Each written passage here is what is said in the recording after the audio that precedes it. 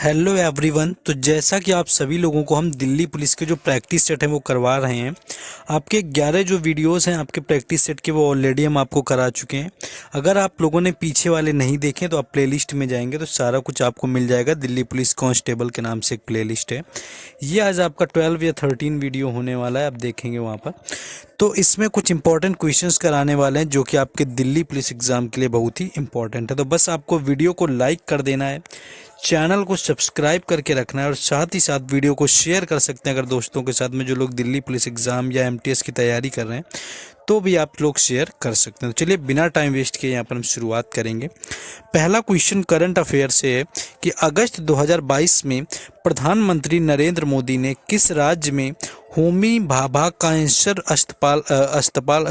Hospital यानी अस्पताल का उद्घाटन किया हुआ था। तो देखिए, अगर होमी भाभा कैंसर अस्पताल की बात करें जिसका उद्घाटन जो है किया गया नरेंद्र मोदी के द्वारा, तो ये पंजाब के मोहाली में किया गया था। ये क्वेश्चन 2 से 3 बार पूछा गया है। पंजाब के मोहाली में जो है अगस्त 2022 में हमारे प्रधानमंत्री नरेंद्र मोदी ने कैंसर हॉस्पिटल का उद्घाटन किया हुआ है। नेक्स्ट क्वेश्चन है, मानव शरीर का तापमान कितना होता है। देखिए, मानव शरीर का तापमान वैसे जब आप फीवर चेक करवाते हैं तो आपका 98 पॉइंट देख लेते हैं 6, ये आपका देखते हैं फ़ारेनहाइट में। ये आपका फ़ारेनहाइट में चेक किया जाता है। और जब यही सेंटीग्रेड में आपका चेक किया जाए कि हमारा कितने सेंटीग्रेड है तो वो 37 और 38 जो होता है अप्रॉक्स आपका रहता है। यानी कि जो औसतन तापमान होता है वो 97.5 से लेकर के या यहाँ पर 36.4 जो सेंटीग्रेड होता है। तो ये आपका एक एवरेज टेम्परेचर है। तो दोनों में आपको याद रखना है, कभी कभी कंफ्यूज करने के लिए आपसे पूछ सकता है। नेक्स्ट क्वेश्चन है, भारत में कुल कितने जीव मंडल संरक्षित क्षेत्र हैं। यानी कि जो बायोस्फीयर रिजर्व यहाँ पर आपसे पूछे गए हैं, जो बायोस्फीयर रिजर्व हैं वो भारत में कितने हैं। तो 18 यानी कि 18 जो है यहाँ पर राइट आंसर इसका हो जाएगा।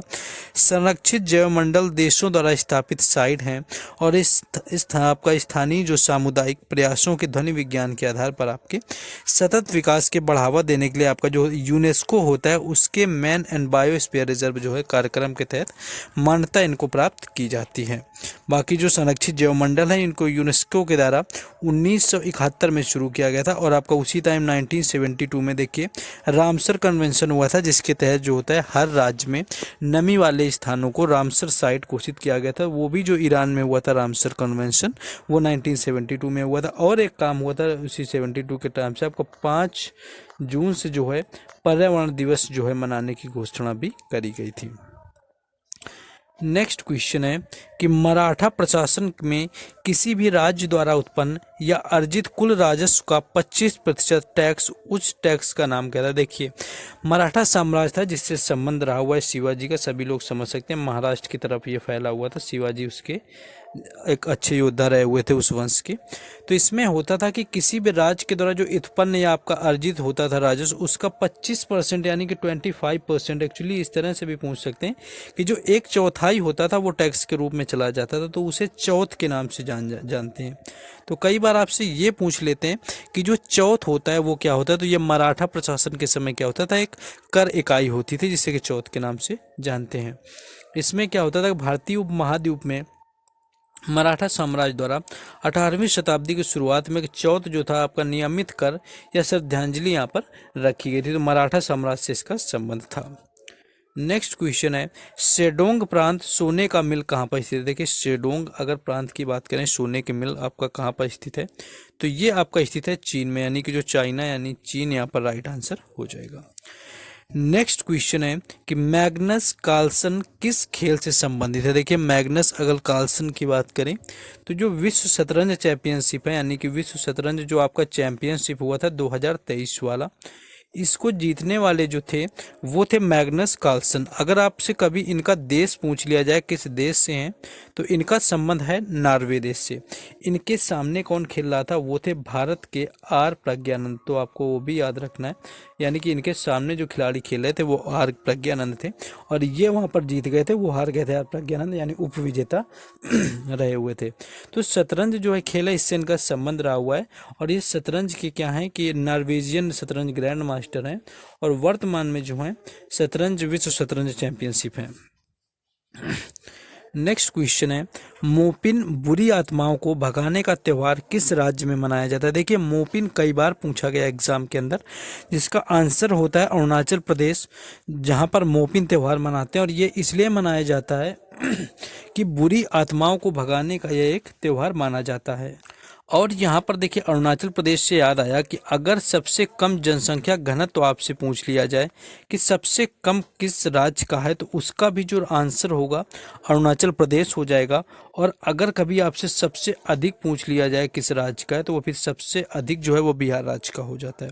तो अरुणाचल प्रदेश जो आपका है, वहाँ की एक जनजाति है गालो जनजाति, जिसके द्वारा क्या होता है कि हर साल जो मोपिन का त्यौहार मनाते हैं और ये अप्रैल माह में मनाया जाता है, इसको भी याद रखना है।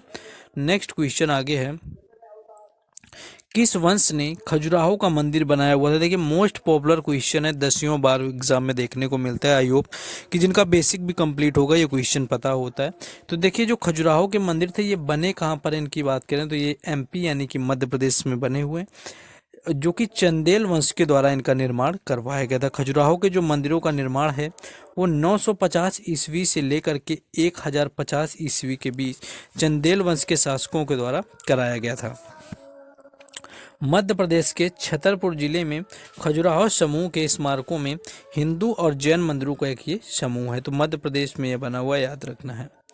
नेक्स्ट क्वेश्चन आगे है कि 2023-24 के बजट के अनुसार निगम कर यानी कि जिसको हम कारपोरेट टैक्स बोलते हैं, राजस्व के प्रत्येक रुपए में कितने पैसे का योगदान देता है। देखिए जो राजस्व में जो कारपोरेट टैक्स होता है वो 15 पैसे का योगदान देता है, यानी कि माल और सेवा कर यानी जीएसटी लार्जेस्ट के प्रत्येक रुपए में 17 पैसे का योगदान देता है। नेक्स्ट क्वेश्चन है,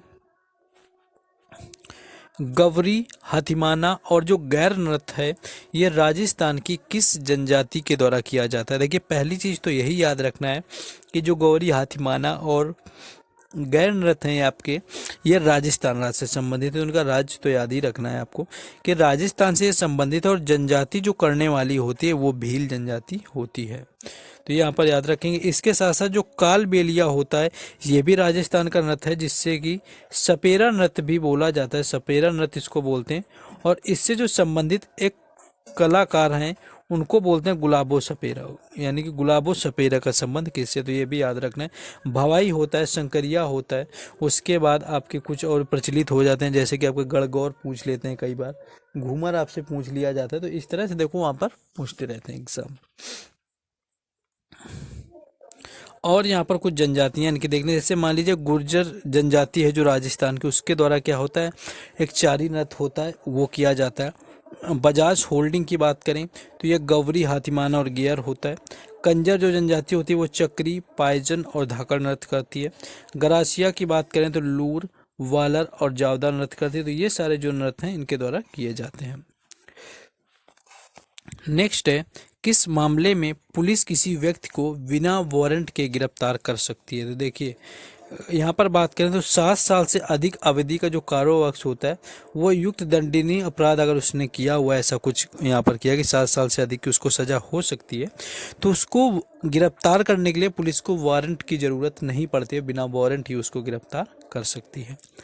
नेक्स्ट है, संविधान में प्रस्तावना किस गरिमा को बढ़ावा देता है। संविधान में क्या है, गरिमा की बात करें तो यह व्यक्ति और राष्ट्र की एकता और अखंडता की जो गरिमा होती है उसको बढ़ावा देता है। यहाँ पर उसकी गरिमा को संविधान जो होता है उसकी प्रस्तावना, तो उसको यहाँ पर बढ़ावा देता है। संविधान की जो प्रस्तावना होती है व्यक्ति और राष्ट्र की एकता और अखंडता की गरिमा को बनाए रखने और उन लोगों के बीच भाईचारे को बढ़ाने का यहाँ पर बढ़ावा देती है। नेक्स्ट क्वेश्चन है, भारतीय अर्थव्यवस्था में FRBM अधिनियम 2003 में F का अर्थ क्या है। देखिए यहाँ पर भारतीय अर्थव्यवस्था में FRBM अधिनियम की बात करें 2003 में F का क्या अर्थ है, तो ये अर्थ होता है फिस्कल। तो कई बार इसी तरह से क्वेश्चन आपसे पूछ देंगे। आपका यहाँ पर मान लीजिए FRBM दे दिया, पूछ लिया इसमें F का मतलब क्या है, R का क्या है, या M का क्या है, या B का क्या है, तो ये सारी चीज़ें यहाँ पर पूछते हैं। तो यहाँ पर जो आपका पूरा होता है ये fiscal responsibility and budget management होता है। आपको पूरा याद रखना है कि fiscal responsibility and budget management जो आपका FRBM का फुल फॉर्म होता है। इसका उद्देश्य भारत की व्यक्ति प्रबंधन प्रणालियों में पारदर्शिता लाना होता है और इस अधिनियम का जो दीर्घकालिक उद्देश्य है ये भारत के लिए क्या होता है, राजकोषीय स्थिरता प्राप्त करता है और भारत में मुद्रास्फीति से निपटने के लिए RBI को भी लचीलापन थोड़ा देता है। नेक्स्ट क्वेश्चन है, स्वराज पार्टी के संस्थापक कौन थे? देखिए स्वराज पार्टी कई बार पूछी जाती है क्योंकि इसकी जो स्थापना हुई थी वो 1923 में करी गई थी मोतीलाल नेहरू के द्वारा।